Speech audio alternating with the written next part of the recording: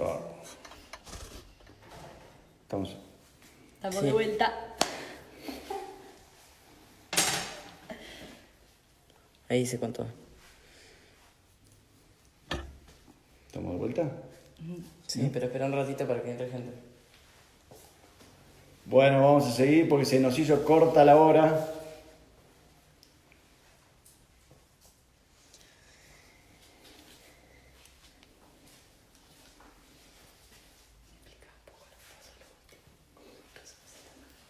Sí.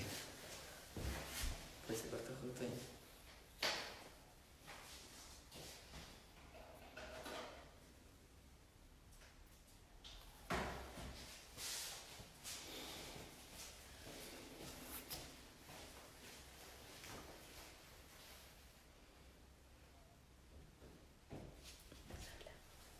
Bueno, vuelvo a lo mismo que estábamos hablando recién. Se nos hizo muy corta la hora. Yo pensé que, o sea, que me iba a dar, pero realmente me entusiasmo mucho con este tema de la parte anatómica porque es muy importante que sepamos con lo que estamos tratando todos los días. Entonces, vamos a seguir adelante a ver hasta que las velas no ardan.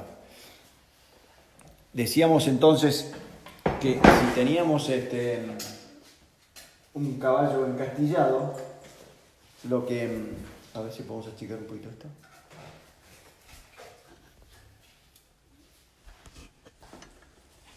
El caballo encastillado lo que tiene es posiblemente por genética o por una lesión o porque tiene una mano más corta que la otra, eso es lo que pasa muchas veces. Fíjense que hay muchos caballos encastillados que tienen una mano correcta y la otra con los talones más altos. Y hay hay padrillos que por genética largan mucho eso y no lo podemos evitar, tenemos que lidiar con ello y una forma de hacerlo es tratar de, más que nada, hacer un desvase correcto de los talones, porque ¿qué es lo que nos está pasando a veces? Es que como hay mucha presión sobre la parte dorsal del casco, hay mucho desgaste en la pinza y hay mucho crecimiento entre herraje y herraje de los talones. Entonces, cuando yo desvaso un caballo encastillado, pongámosle que este sería el encastillado, fíjense que dentro de todo este tiene un talón bastante alto. Cuando yo lo desvase, a medida que lo voy desvasando, lo voy dejando apoyar en el piso y hasta llegar al equilibrio, que es cuando me deja apenitas un espacio de no tocar el suelo. Porque si yo de una le corto el talón, posiblemente me quedan los talones en el aire y ya me pasé y no es lo correcto. Entonces, para que el caballo esté cómodo, yo puedo ir desvasando esos talones, pero cortarlos hasta un punto, voy desvasando un poquito, y voy viendo eso cuando apoye hasta que me quede apoyando, porque si no voy a tensionar demasiado el tendón del flexor profundo, ¿sí? Una pregunta. Bueno, acá tenemos una pregunta y es muy buena, por eso de tanto que hablamos recién sobre las estructuras en la parte posterior del casco, una de las primeras preguntas y la que siempre nos encontramos todos es dónde tenemos que cortar la altura de los talones. Entonces, por eso es que para tener una buena guía, lo que yo hago es dejar el candado sano lo más entero posible y después cuando corto, ya sea con la tenaza o con la escofina, voy a tratar de lograr esto, que el talón y la escofina, el candado y el talón me queden en una sola línea. De esa forma voy a llegar a que la punta del talón me quede en concordancia con la parte más ancha del candado. Entonces ahí ese para mí es anatómicamente el punto de desbase de los talones. Muchas veces nos encontramos con un caso como este otro. Fíjense que esos caballos puros que tienen el candado demasiado crecido y los talones, como está acá, como es en este caso, que está colapsado, ¿sí? Para que yo pueda solucionar este talón colapsado, muchas veces me va a quedar el candado arriba, me va a quedar más alto, pero bueno, lo que yo necesito es que el talón nazca desde la corona en línea recta, no como este que fíjense que viene en línea recta y después se vuelca hacia adentro y tenemos estos talones colapsados, que después este talón colapsado, al plegarse la muralla hacia adentro, en el ángulo de inflexión nos puede producir una infección. Esos machucones que tenemos en el ángulo de inflexión es más que nada por la presión de la muralla contra el ángulo de inflexión. Entonces, ahí es donde a veces, para poder corregir eso, tenemos que bajar un poquito más los talones. Pero ¿qué pasa? Hay que cuidar este eje que habíamos hablado, muy importante, porque yo digo, bueno, voy a bajar el talón para tratar de corregirlo, pero si no corrijo la pinza también, me va a quedar demasiado sentado, demasiado bajo de talón y seguramente voy a tener algún problema de cuerda. Ahí es donde de repente esta herradura que tenemos acá, que es la St. Croix Advantage elevada de talón, cuando queremos ayudar a un caballo que tiene estos problemas, es muy útil, ya que trabajamos y le bajamos ese talón para tratar de corregirlo, y por unos herrajes ponemos una herradura elevada de talón para mejorar la alineación de la cuartilla. A mí me gusta esta herradura mucho, pero no es una herradura que pondría todos los días, ¿entendés? Vos colocás esta herradura para tratar de solucionar un tema, pero cuando ya ese talón se recuperó y ya la alineación de la muralla llegó a lo que nosotros queríamos lograr, volvemos a herrar con una herradura plana, porque a veces es contraproducente esta altura de talón con demasiada presión sobre el talón. Entonces hay que tener mucho cuidado en el uso de estas herraduras, porque lo que vamos a hacer, volviendo a lo que decíamos hace un rato, es que si nosotros ponemos esta herradura elevada de talón, lo que vamos a hacer es cambiar el equilibrio que hay entre el tendón del flexor profundo acá y el tendón del flexor superficial. Entonces, no coloco esta herradura elevada de talón todo el tiempo. Hay caballos que realmente dan muy buen resultado y funcionan muy bien, y hay caballos que sinceramente no pueden rendir, no pueden andar si no tienen esta herradura elevada de talón. Que otra de las cosas que podríamos llegar a hacer para no usar eso es poner una herradura plana con una talonera, un no-shock elevado de talón y un material de impresión para proteger toda la zona de los talones. Un Conformix para llenar las lagunas laterales. Pero vuelvo a lo mismo. Si ponemos esta herradura, la tratamos de poner por breve tiempo hasta que solucionamos el problema. El elevado, eso sería si tenemos como decíamos recién,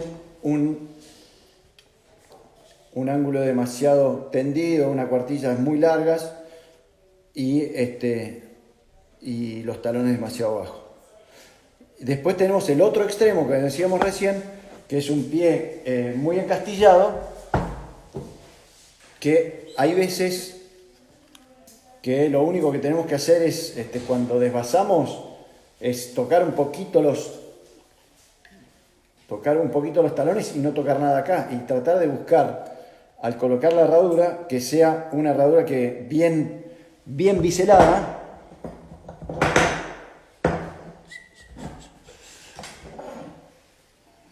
¿sí? Una herradura que esté bien biselada a nivel palmar, porque ese caballo que tenía los talones muy altos, lo que hacía es que la tercera falange esté haciendo mucha presión sobre la palma acá.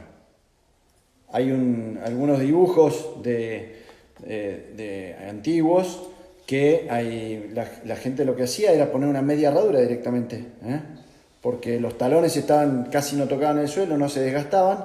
Entonces, en esos caballos encastillados, lo que hacían es poner una media herradura nomás para proteger esta parte que estaba con mucha presión y muy rota. Normalmente el caballo encastillado tiene toda esta parte de la pinza rota, Entonces, eso sería una solución momentánea, pero buscando más que nada no matar los talones, que hay mucha gente que de repente dice, tengo un caballo encastillado y dice, vamos a bajarle el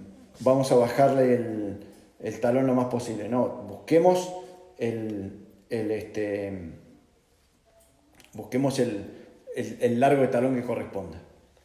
Ahí una de las preguntas que hablamos recién del biselado de la herradura en la palma. El 60% del peso está en las manos y el 40% en las patas. El ángulo también de la palma es, no es el ángulo, sino que la palma es más plana en la mano y más parada en la pata. Entonces, si vos me decís, el biselado en la pata no es tan importante como en las manos. En las manos hay que hacerlo, para mí, sí o sí. O dejar un buen espacio entre la muralla y la herradura con respecto a la palma, ¿sí? Cuando yo termino de herrar, me tiene que quedar ese espacio ahí que yo pueda meter un clavo acá debajo de la herradura, para que la palma tenga su espacio. Aunque después se me llene de tierra, de barro, de arena, lo que sea, pero necesito ese espacio que esté acá. Y, como decía la pregunta, en la pata es importante, pero no tan importante como en la mano. De todas maneras, si vos me decís, sí, metele bisel en la pata por si acaso, para no correr riesgo de que te quede ese caballo medio bichoco, medio durito por un par de días, que es lo que normalmente pasa cuando uno, por ahí se asustan los propietarios, que de repente uno va a errar y el caballo queda medio durito por un par de días hasta que empieza a crecer la uña nuevamente y se separa la tercera falange de la herradura y ya queda bien. Lo que tenemos que hacer los herreros es evitar eso. El día que vamos a herrar, o no desvasar tanto, ir tan a fondo con la desvasada, o si no, trabajar en el bisel de la herradura. Fíjense que esta herradura está biselada con moladora, pero esta otra herradura está biselada con martillo, ¿sí? Lo que hicimos con esta herradura fue más que nada cambiarle el plano acá, de la parte de la mitad de la herradura para acá, con martillo. Y si me voy a la herradura San Croix, fíjense que la herradura San Croix, ya sea la de hierro como la de aluminio, tienen a partir de acá un buen biselado que ya viene de fábrica.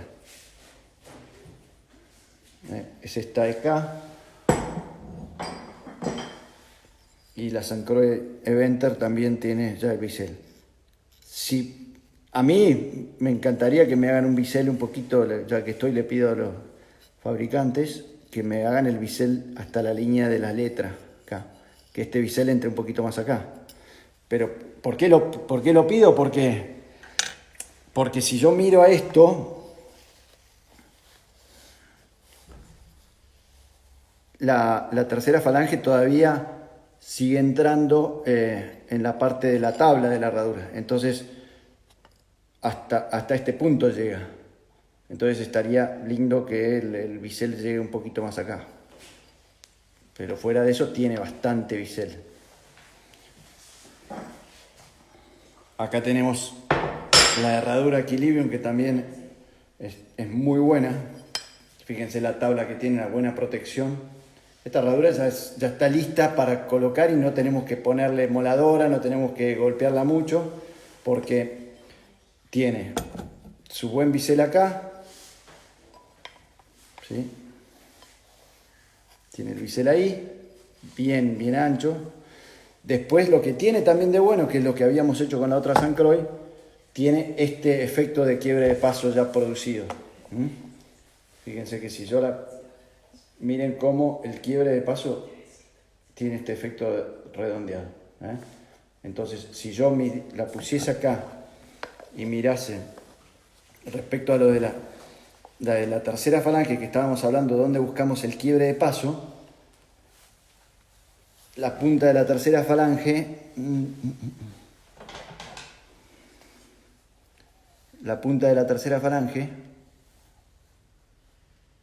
concuerda casi con el punto de quiebre de paso de esta herradura. Que fíjense que no es abrupto, sino que es muy suave este quiebre de paso, y eso ayuda mucho a la flexión del casco. Eso que lo mirábamos hace un ratito, que es lo que habíamos hecho en esta herradura de hierro con la moladora. Le habíamos puesto el quiebre de paso retrasado, medio rodeado para hacer más fácil.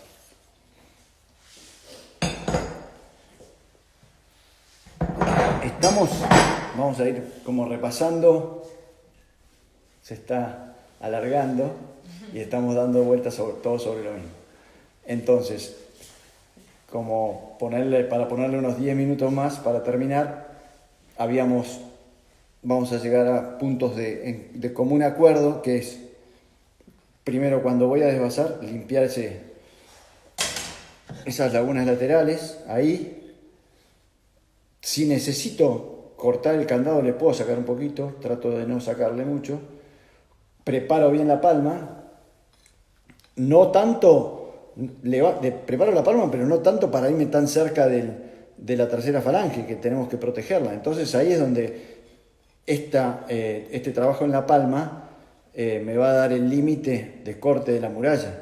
Si yo le meto mucha gubia a la palma, me voy a acercar demasiado a la tercera falange. Un punto que yo utilizo mucho para ver cuál es la profundidad de corte de la pinza es esto: limpiar bien la punta del candado con la gubia y me va a dar una profundidad ahí. Cuando yo, esa profundidad que más o menos, o sea, bien, la punta del candado bien limpia acá, me va a decir este punto. Y esta punta del candado me va a dar esta punta casi con la tercera falange o con la... ¿Ven acá como tengo ahí? Esta línea así. Entonces, me va a decir, si yo limpio bien la punta del candado, me va a decir hasta dónde puedo llegar acá con el corte. Que normalmente yo lo presento así.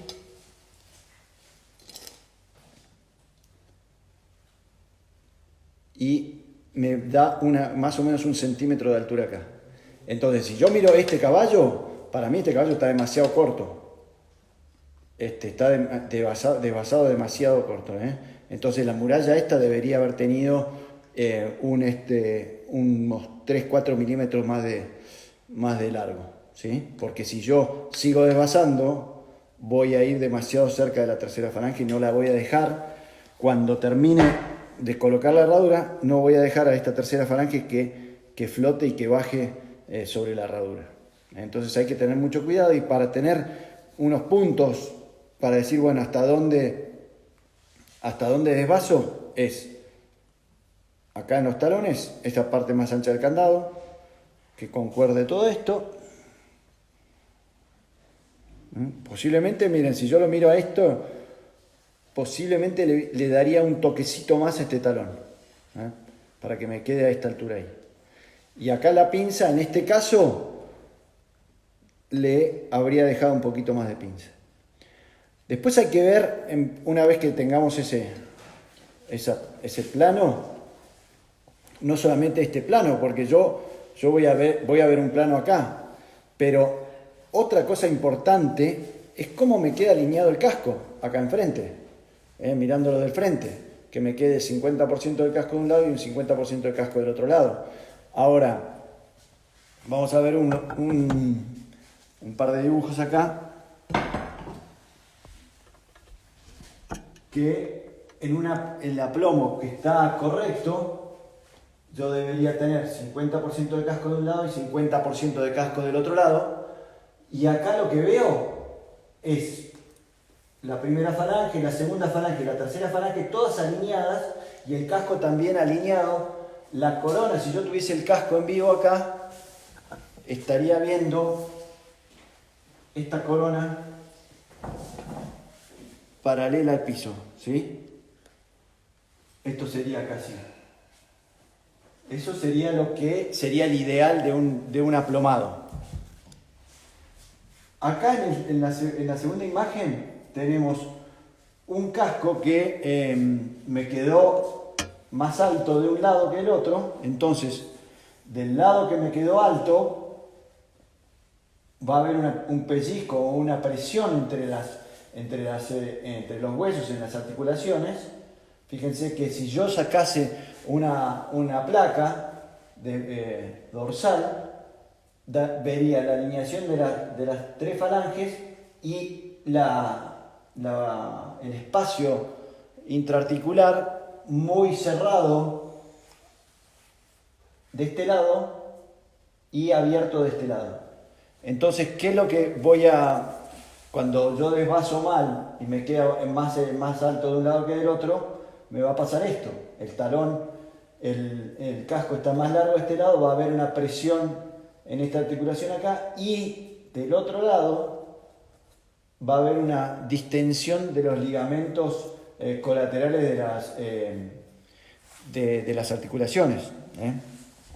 Vamos a mirarlo un poquito más en el hueso. Si yo lo partiese así, al hueso, sacando una placa, debería tener todas las articulaciones alineadas como corresponden. La corona a nivel del piso, bien paralela al piso, después las articulaciones entre la primera y la segunda, entre la segunda y la tercera, bien abiertas, con una buena distancia entre los dos extremos de la articulación, lo mismo entre la primera y la segunda, y lo mismo en el nudo. Pero si yo me quedó el desvasado un poquito más alto de un lado que del otro, lo que me va a pasar es que se van a como pellizcar las articulaciones de este lado que quedó más alto y se van a distender los ligamentos. Entonces, y a veces ahí es donde de repente tenemos que analizarlo, si ya no podemos avanzar más, es que a veces pasa que nos quedó esa parte demasiado baja, y lo que yo a veces hago para esperar que me crezca el casco de un mes para el otro, y le pongo un no-shock, un pedacito de no-shock como suplemento para suplementar el pedazo de casco que me falta. Y por supuesto, cuando vengo a desvasar en el mes que viene, esa parte que me quedó baja en este herraje, no la voy a tocar y voy a desvasar la otra parte del casco que me quedó más alta. Pero con esto a lo que voy es que no hay que ahogarse en un vaso de agua, y si uno se encuentra con haber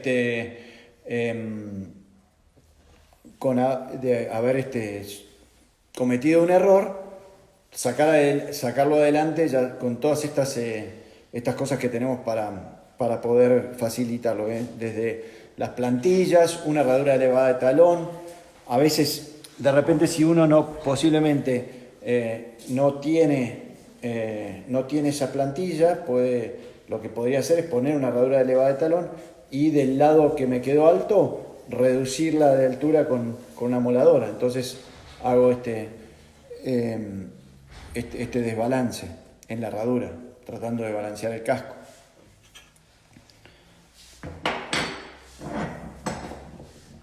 Creería que estamos bastante cerca del final, se nos hizo 1 hora y media, pero un poco como cerrando, lo que yo quería insistir mucho es en el conocimiento de la parte anatómica para lograr un buen desempeño un buen desempeño de caballo gracias a nuestro correcto desvasado. Más que nada, sabiendo todo esto que tenemos acá abajo y tratar de hacerlo lo mejor posible para que todo esto esté en equilibrio, que tenga las tensiones de los tendones como corresponde, las articulaciones como corresponden.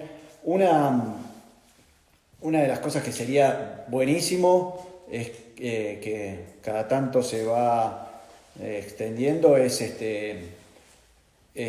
un herraje con un radiólogo, un veterinario que va ayudándote a herrar el caballo para ver todas estas cosas que estábamos haciendo. Yo lo que sueño es que este aparatito que tenemos acá enfrente nuestro, dentro de unos años, me traiga, ojalá que lo pueda ver, que me traiga un aparato de rayos X, entonces yo, herrero, vaya y saque una placa con mi teléfono en el momento y pueda analizar cómo voy a desvasar el caballo y qué herradura colocar. No con esto estoy alejándome de los veterinarios o de los radiólogos, pero sería buenísimo que uno se pudiese manejar con los rayos X para poder herrar correctamente el caballo. No tengo mucho más que decir, se me ha pasado la 1 hora y media con bastante nervio, por supuesto, pero creí que se iba a ser más corta. Se me fue mucho en explicaciones anatómicas, pero quería insistir mucho en eso. Una de las cosas importantes es que acá no hay ninguna magia, solamente hay que conocer con lo que estamos trabajando y tratar de hacerlo lo mejor posible. Y, por supuesto, tratar de seguir aprendiendo y seguir renegando y aprendiendo. Así que bueno, les agradezco mucho a todos y nos estaremos viendo. Vean más videos, a ver de todas las macanas que hacemos todos los días, alguna de las cosas les va a servir. En ese punto, como para terminar, es una de las cosas que quiero decir, que es esto. No dejen de ver un video o de asistir a un curso, porque aunque piensen que lo tienen bastante claro, siempre en alguna charla, ya sea de herraje, ya sea de doma, lo que sea, siempre uno, aunque sepa bastante, siempre una cosita va a sacar, va a lograr algo. Ahí del Arias, Córdoba, me están diciendo que llegó tarde, no sé dónde andaba, el señor Pichet. Así que les digo que insistan en tratar de seguir educándose y dándole para adelante para hacer las cosas, intentando hacerlas cada día mejor. Muchísimas gracias.